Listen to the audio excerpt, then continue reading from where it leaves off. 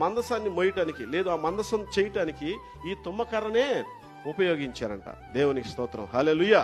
ఇప్పుడు ఆ తుమ్మకర్ర ఎక్కడ ఉందంటే దేవుని సన్నిధిలో ఉందన్నమాట. అతి పరిశుద్ధమైన స్థలములో ఉంది.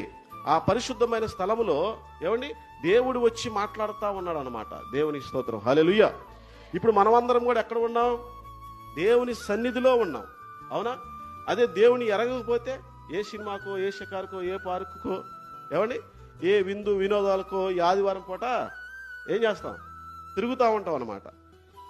దేవుని ఎరిగి ఉన్నాం కాబట్టి, ఆయన నమ్ముకొని ఉన్నాం కాబట్టి, ఆయన మనం పిలిచాడు కాబట్టి, ఆయన మన జీవితంలో గొప్ప కార్యాలు, ఆశ్చర్యమైన కార్యాలు చేశాడు కాబట్టి ఆదివారము కూడా ఆయన ఆరాధించడానికి సన్నిధికి మనము వచ్చామన్నమాట. దేవుని స్తోత్రం, హల్లెలూయా. దేని ద్వారా మనం దేవుని సన్నిధికి తేబడ్డాము, రాబడ్డాము అంటే దేవుని యొక్క వాక్యం చేతనే మనము రాబడ్డాం. దేవుని యొక్క వాక్యం చేతనే మనము పిలువబడ్డాం. దేవుని యొక్క వాక్యం చేతనే మనము ఆదరించబడ్డాం. దేవుని యొక్క వాక్యం చేతనే మనం ఆశీర్వదించబడ్డాం. దేవుని యొక్క వాక్యం చేతనే మనం దీవించబడ్డాం.